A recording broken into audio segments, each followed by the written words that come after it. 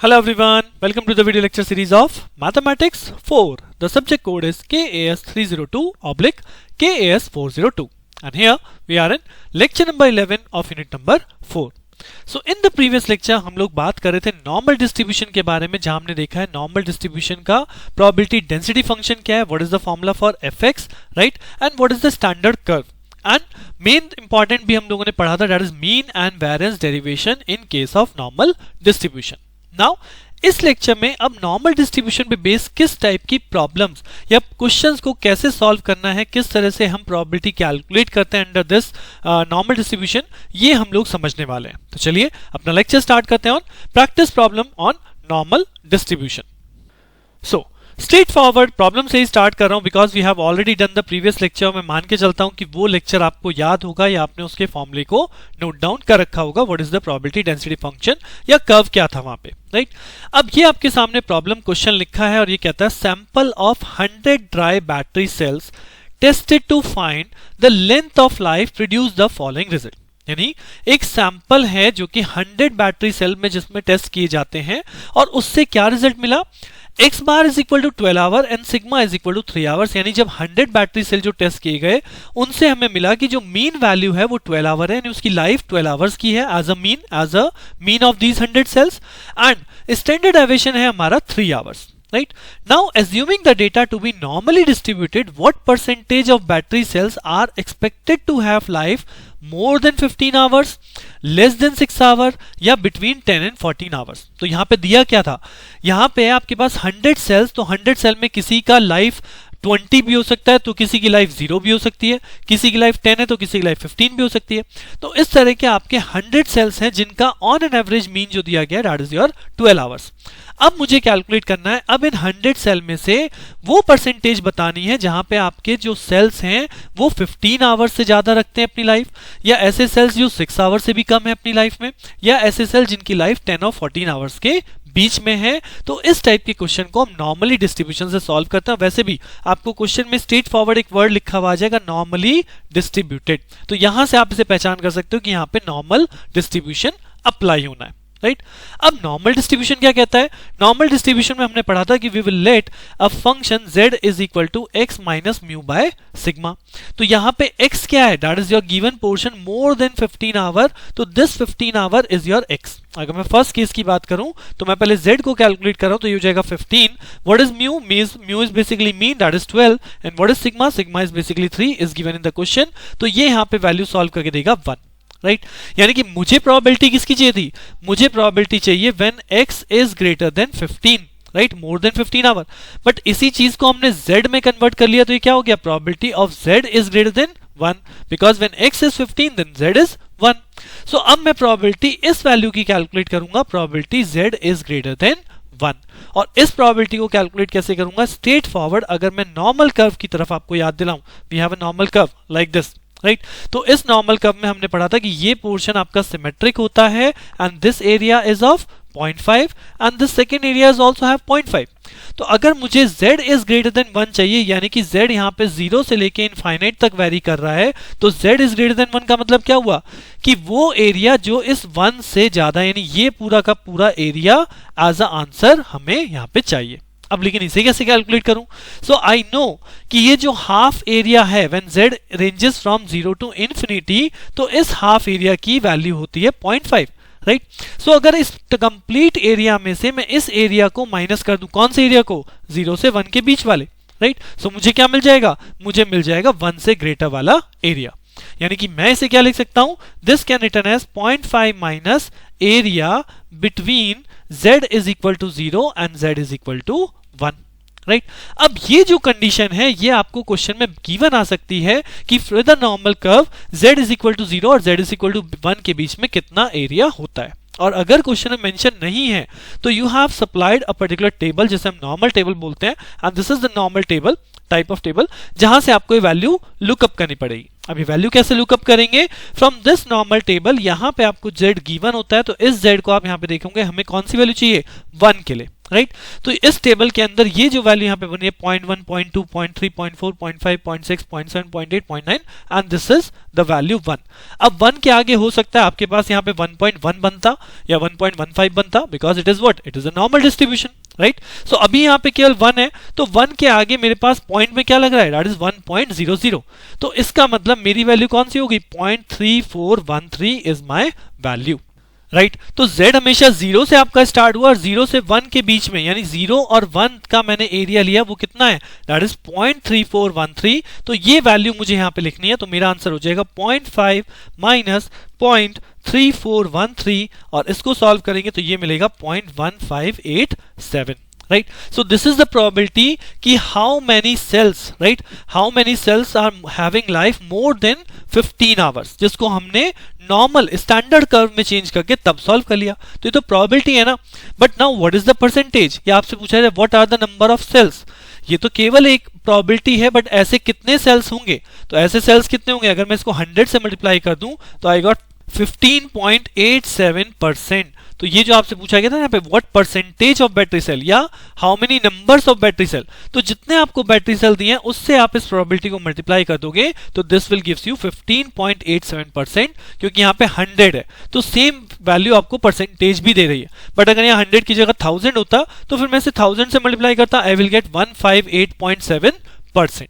Right so according to the question कि आपको number बताना है, परसेंटेज बतानी है, जो भी बताना है, लास्ट में आप प्रोबेबिलिटी से उस वैल्यू को मल्टीप्लाई कर देते हैं. राइट अभी और इसके पार्ट करते हैं, हमें और अच्छे से क्लियर हो जाएगा. सो सेकंड पार्ट में वो कहता है what is the probability that the bulb having life expected less than 6 hours. Right अब अगर इस सेकंड पार्ट को देखो तो यहाँ पे कहता है लेस देन 6 आवर, तो इसका मतलब क्या हुआ, यानी अब की बार मेरे लिए x जो हो गया यहाँ पे x बिकम 6 और मुझे किसकी प्रोबेबिलिटी कैलकुलेट करनी है, probability x is less than 6. This is my second case. तो अगर x की वैल्यू 6 है तो what is the value of z, again by using the same formula, अब की बार x की जगह क्या पुट करूंगा 6, तो 6 माइनस 12/3, यानी कि अब की बार बनेगा 6 माइनस 12/3 दैट इज -2. तो probability when x is less than 6, यही बोला गया था कि लेस देन 6 आवर, तो probability x is less than 6 का मतलब हो गया कि probability that z is less than -2. और इसका मतलब क्या हुआ कि ये जो हमारा कर्व होता है इससे -2 से लेस वाला पार्ट जो एरिया है वो मेरा आंसर है. अब क्योंकि ये दोनों एरिया सिमेट्रिकल होते हैं और यहां आपको नेगेटिव वैल्यू नहीं दी जाती z की, तो हम यहां नेगेटिव कैलकुलेट नहीं करते. इसका मतलब क्या होगा, इसका मतलब होगा कि हम इसका सिमेट्रिकल यानी यहां वाला एरिया कैलकुलेट कर लें, तो इसका मतलब हम लिख सकते हैं probability z is greater then 2. Right और z इज ग्रेटर देन 2 को कैसे सॉल्व करूंगा, same thing, that is 0.5 minus area between z is equal to 0 and z is equal to 2. Right तो सिमेट्रिकल थिंग याद रखिएगा, -2 से ज्यादा होने वाला, दैट मीन सेम 2 से ज्यादा होने वाला, क्योंकि both curve are symmetrical about this vertical axis, about this origin. तो इसलिए यहाँ पे अगर आपको -2 से ज्यादा वाली कंडीशन निकालें तो that is same, that is greater then 2. और ग्रेटर देन 2 0.5 टोटल एरिया होता है. इस 0.5 में से अगर मैं इस एरिया को माइनस कर दूं तो I will get this 2 greater area. So that means 0.5 minus area between z is equal to 0 and z is equal to 2. अब सेम केस है, क्वेश्चन में अगर हमें नहीं दिया है तो we require this normal table, और फिर से इस नॉर्मल टेबल में ढूंढिए कि 0 और 2, अब की बार z की वैल्यू क्या चाहिए 2, तो अब की बार z की वैल्यू ये रही आपकी 2 और इसके सामने 2.0 पे वैल्यू है 0.4772, तो इस टाइम ये हो जाएगा 0.5 माइनस 0.4772 और इसे हम सॉल्व करेंगे. So will get 0.0228, that means in percentage 2.28% अगर आप इसे 100 से मल्टीप्लाई करते हैं. Right so this is the second part कि 2.28 सेल परसेंटेज सेल ऐसे हैं जिनकी बैटरी लाइफ एक तरह से 6 आवर से भी कम है.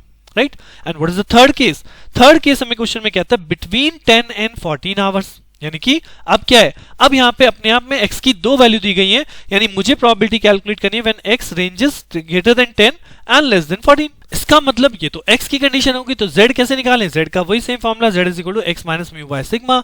तो फर्स्ट टाइम जब x मेरा 10 है तो उस केस में 10 माइनस 12/3 यानी 10 माइनस 12/3 आएगा माइनस ऑफ 2/3 यानी माइनस ऑफ 0.67, और x इज इक्वल टू 14 जब आप इसी फॉर्मूले पुट करोगे तो 14 minus 12/3 that become 2/3 that is 0.67. Right so that means x is greater then 10 less than 14 की जो प्रोबेबिलिटी है in terms of z that become greater than 0.67 and less then 0.67. अब इस प्रोबेबिलिटी को where z is greater than -0.67 and less than +0.67 कैसे calculate करें?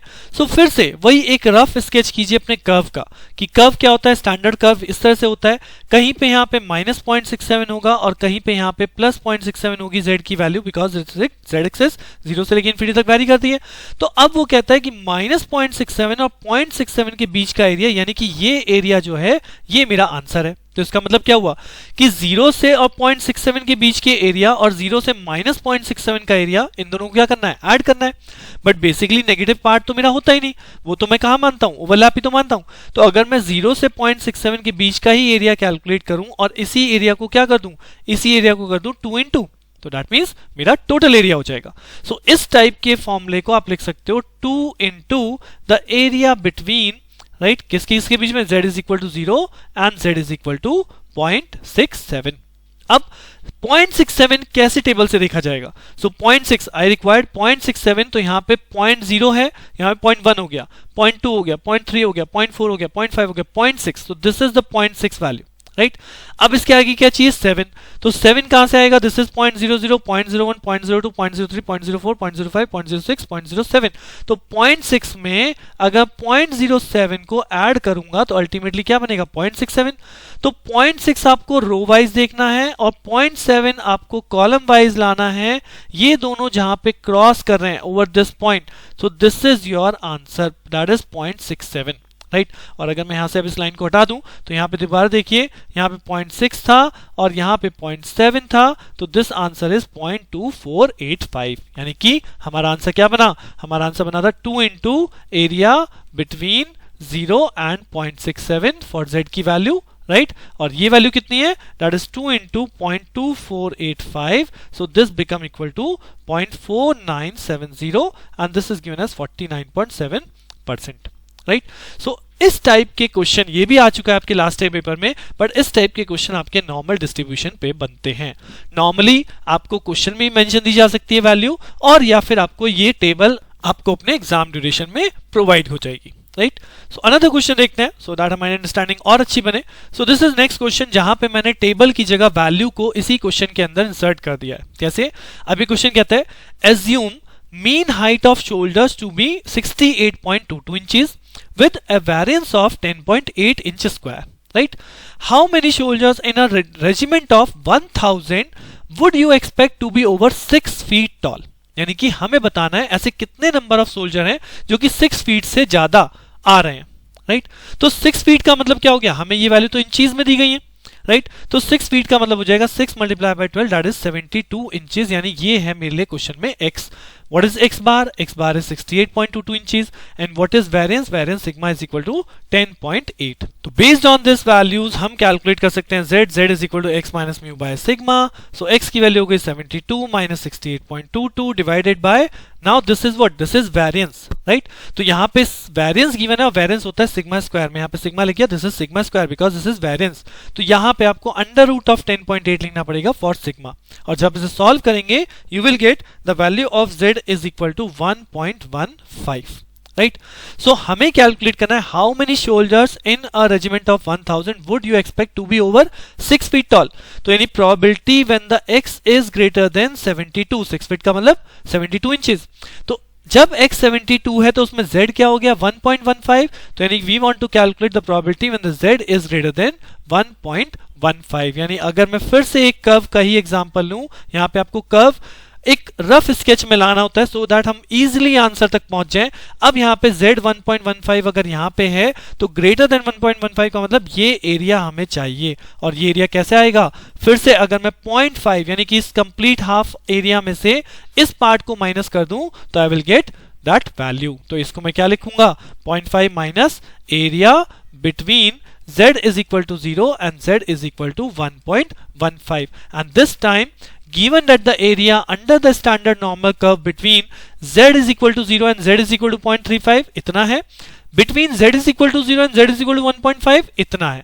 अब आपको क्वेश्चन में कंफ्यूज करने के लिए दो वैल्यू दी गई है, बट एक्चुअली मुझे किसकी रिक्वायरमेंट है, मुझे रिक्वायरमेंट है 0 एंड 1.15 की। So what is my answer, 0.3746 जो मुझे यहाँ पे वैल्यू दी गई है, तो यहाँ पे मेरा आंसर हो जाएगा 0.5 minus 0.3746 and that will gives me the result 0.1254, right. So ये तो प्रोबेबिलिटी आ गई। नाउ हाउ मेनी सोल्जर्स, तो सोल्जर्स के लिए यानी नंबर ऑफ सोल्जर्स अगर आपको कैलकुलेट करने हैं तो नंबर ऑफ सोल्जर्स का मतलब हो जाएगा this probability multiplied by total number of soldier that is 1000। तो 1000 से अगर से मल्टीप्लाई करो तो 125.4, क्योंकि अब पर्सन है, सोल्जर क्या है, पर्सन है, वो पर्सन कभी पॉइंट में नहीं हो सकता, फ्लोटिंग पॉइंट नहीं हो सकता। So that is equal to 126 soldier approximately. तो your answer is 126, right. Let us discuss another problem. So another problem says the life of army shoes is normally distributed with mean, देखिए यहाँ word normally आ रहा है, right? तो this is a normal distribution with mean is equal to 8 month and standard deviation is equal to 2 month। यानी sigma given है, sigma is equal to 2 and x bar is given that is 8। अब आगे क्या कहता है, if 5000 pairs are insured, how many pairs would be expected to need replacement after 12 months। यानी कि कितने ऐसे शूज पेयर होंगे जिनको हमें रिप्लेसमेंट करना पड़े, जबकि हमें क्वेश्चन में दिया क्या है, the average the mean of the army shoes are 8 month. तो अब हम पहले ये पता करें कि 12 मंथ से ज्यादा कितनों की लाइफ है। अगर मैं ये कैलकुलेट कर लूं कि what is the probability that the age of the shoes of greater than 12, यानी ऐसे कितने शू पेयर हैं जिनकी लाइफ हमारी 12 मंथ से ज्यादा है, तभी हम बता पाएंगे कि यानी ये तो बचेंगे, ये तो 12 मंथ से ज्यादा चलने वाले हैं, तो कितनों को हमें रिप्लेस करना पड़ेगा, 5000 में से उतने पेयर माइनस कर देंगे, उतना ही हमें रिप्लेसमेंट करना पड़ेगा। सो दैट मींस यहां मैं क्या कैलकुलेट करूं, प्रोबेबिलिटी कि how many shoes pair having a life greater than 12 month, यानी x इज ग्रेटर देन 12। तो अगर x की वैल्यू 12 है तो इसका मतलब क्या हो गया, probability z is greater then what, तो z कैसे कैलकुलेट करूंगा, x minus mu divide by sigma, x की वैल्यू 12, म्यू की वैल्यू 8, सिग्मा की वैल्यू 2, तो ये हो गया 2, यानी z इज ग्रेटर देन 2। और z इज ग्रेटर देन 2 का मतलब अगर हम फिर से एक नॉर्मल कर्व एज्यूम करते हैं तो z इज ग्रेटर देन 2, अगर 2 यहां पे है तो z इज ग्रेटर देन 2 का मतलब ये कर्व, और ये कर्व क्या हो जाएगा, अगर पूरे में से 0.5 में से मैं ये वैल्यू माइनस कर दूं, I will get the answer. So मैं यहां पे लिख सकता हूं प्रोबेबिलिटी z ग्रेटर देन 2 का मतलब 0.5 माइनस एरिया बिटवीन 0 एंड 2। तो उसके लिए मुझे टेबल चाहिए, बट ऑलरेडी क्वेश्चन में गिवन है प्रोबेबिलिटी z ग्रेटर देन 2 के लिए क्या है, दैट इज 0.0228। तो ऑलरेडी आपको यहां आंसर तो गिवन है कि z इज ग्रेटर देन 2 की प्रोबेबिलिटी क्या है, 0.0228। अब अगर ये प्रोबेबिलिटी है कि दिस इज द प्रोबेबिलिटी कि इतने शूज आपके कब चलने हैं, 12 मंथ से ऊपर चलने हैं, तो हाउ मेनी शूज की कैलकुलेशन कैसे करूंगा, 5000 multiply by 0.0228 gives me 114 pairs, यानी 114 शूज पेयर ऐसे हैं जिनकी लाइफ 12 मंथ से ज्यादा है।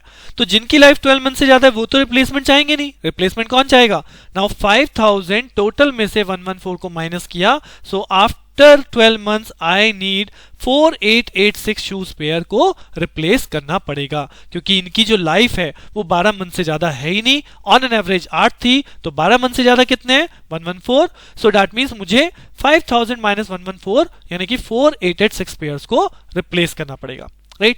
सो क्वेश्चन का मतलब समझना पड़ता है, उसी के अकॉर्डिंग आपको यहाँ पे क्वेश्चन को सॉल्व करना है, बट किस तरह से कर्व कैलकुलेशन करनी है, प्रोबेबिलिटी कैलकुलेशन करनी है, अब आप लोग समझ गए होंगे। एक लास्ट क्वेश्चन और रखा है मैंने इसी लेक्चर में, and this question is also comes in your last year paper. So this question says the daily wages of 1000 workers are distributed around a mean of ₹140 and with a standard deviation of ₹10, यानी कि straightforward आपको mean मिल गया 140, sigma मिल गया that is 10, और यहां पे distributed are distributed, तो डिस्ट्रीब्यूटेड जब मीन और स्टैंडर्ड डेविएशन है तो नॉर्मल डिस्ट्रीब्यूशन वाला ही केस है। Now it says estimate the number of worker whose daily wages will be between 140 and 144, right. यानी कि सबसे पहले 140 और 144 का मतलब probability when x is greater than 140 and less than 144, तो दोनों ही केस में मैं z को कैलकुलेट करूंगा, and z is calculated by x minus mu divide by sigma. तो एक बार x को आप रखोगे 140 माइनस म्यू है हमारा 140 डिवाइड बाय सिग्मा, तो अल्टीमेटली तो 0 हो गया, 140 माइनस 140। और सिमिलरली दूसरी वैल्यू क्या रखेंगे हम, यहाँ पे दूसरी वैल्यू 144 है, तो 144 माइनस 140 डिवाइड बाय सिग्मा 10, तो ये हो जाएगा 0.4, यानी कि probability x greater than 140 less than 144 मतलब probability z is greater then 0 less than 0.4, यानी कि अगर हम इसे कैलकुलेट करें, वही सेम चीज एक कर्व एज्यूम करें तो 0 से लेके 0.4 यानी कि 0 से ग्रेटर बट 0.4 से कम, तो ये अब की बार मेरा आंसर है, आई रिक्वायर्ड दिस एरिया। सो ये एरिया कैसे आएगा, डायरेक्टली अगर मैं अपनी नॉर्मल टेबल पे जाऊं और उस नॉर्मल टेबल पे देखूं what is the value of 0.4, तो 0.4 पे वैल्यू है 0.1554, तो this is my answer, 0.1554 is the probability when z greater than 0 less than 0.4। तो how many workers, estimate the number of workers, तो नंबर ऑफ वर्कर कैसे निकालूंगा, टोटल वर्कर कितना है 1000, तो नंबर ऑफ वर्कर्स हो जाएंगे that is 1000 multiply by 0.1554 that is 155.4, जिसे हम अप्रोक्सीमेट लिख देंगे 155 workers, right. Similarly second part देख लीजिए, ये कहता है लेस देन ₹126, यानी ऐसे कितने वर्कर हैं जिनका डेली बेसिस 126 से ही बिलो है, यानी probability of x less than 126, that means probability of z, z की वैल्यू निकाल लीजिए, z क्या होगा 126 minus what is sigma, what is mu, that is 140 divide by sigma, sigma is 10, right. तो इसे सॉल्व करेंगे, यहां से आपको वैल्यू मिल जाएगी दैट इज 1.4, तो z is less than 1.4 with negative, यहां पे मिलेगा माइनस ऑफ 140 है ना, तो minus 1.4, right. So probability z is less than minus 1.4, फिर से सेम चीज, अगर मैं कर्व यहां पे ड्रॉ करता हूं तो इस कर्व में माइनस 1.4 से लेस देन, यानी इस पूरे एरिया की हमें रिक्वायरमेंट है, और ये एरिया क्या होगा, अगर मैं 1.4 से ज्यादा वाला एरिया भी निकाल लूं तो भी सेम केस है, बिकॉज सिमेट्रिकल होते हैं, और 1.4 से ज्यादा वाला एरिया क्या हो गया, यानी किसी क्या लिखूंगा, probability z is greater than 1.4, और इसका मतलब हो गया 0.5 minus area between z is equal to 0 and z is equal to 1.4, यानी कि फिर से टेबल पे जाना है और टेबल से आपको z इज इक्वल टू 0 1.4, यानी 1.4 ये रहा, इस पे वैल्यू है 0.4192, राइट। सो यहां से आपको मिलेगा 0.5 minus 0.4192, the area between 0 and 1.4, right. इसको सॉल्व करेंगे, आई विल गेट 0.0808, और 0.0808 को अगर 1000 से मल्टीप्लाई करूंगा so I get 81 worker, approximately 80.8, that is 81 worker. तो 81 वर्कर ऐसे होंगे जिनका वेजेस लेस देन 126 है, एंड आई होप अब ये थर्ड पार्ट आप बहुत इजीली कर पाएंगे। तो मैं यहाँ पे आपको कहूंगा कि वीडियो को पॉज कीजिए और ये थर्ड पार्ट मोर देन ₹160 इसको कैलकुलेट कीजिए, यानी कि probability x is greater then 160, इसके लिए कैलकुलेशन करनी है, इसका मतलब probability z greater than what. तो फिर से आपको वही z की वैल्यू कैलकुलेट करनी है by the formula x minus mu by sigma, x है आपकी बार 160, म्यू 140 डिवाइड बाय सिग्मा, तो यहाँ पे आपको वैल्यू मिलेगी 2, तो z इज ग्रेटर देन 2। अब आप यहाँ पे कर्व बनाइए और z इज ग्रेटर देन 2 का मतलब हो गया 0.5 माइनस, अगर मैं टेबल पे जाऊं z इज इक्वल टू 2, यानी z इज ग्रेटर देन 2, 0 से 2 वाला एरिया देखना है, तो 2 पे वैल्यू है 0.4772, तो ये हो जाएगा 0.4772, जिसे आप माइनस करेंगे and you will get 0.0228, and what are the number of worker, multiply by 1000, so this time you will get approximately 23 workers, right? So in this way the problems for normal distribution are solved, बहुत important हैं, हर बार आपके paper में पूछी जाती हैं। सो I hope कि after doing this lecture आप normal distribution पे बेस्ड प्रॉब्लम्स जरूर अटेम्प्ट करेंगे। And with this lecture your unit number 4 जो बेसिकली हम लोग पढ़ रहे हैं दैट इज स्टैट्स टेक्निक 2, ये आपका ओवर होता है। The main things are the Poisson, normal and binomial distribution, और उसके पहले हम लोगों ने किया था बेसिक प्रोबेबिलिटी के क्वेश्चन, तो कहीं से भी आपका क्वेश्चन पुटअप हो सकता है। सो पूरी की पूरी यूनिट बहुत इंपॉर्टेंट है, बहुत इजी भी लगती है मुझे, सो ट्राई कीजिएगा कि आप इसमें max to max number score कर सकें, राइट। विद दिस आपका ये lecture complete, unit complete. Now from the next lecture हम लोग बात करेंगे यूनिट नंबर 5 की, that is stats technique number 3। So बने रहिए मेरे साथ, मिलते हैं नेक्स्ट लेक्चर में। Thank you.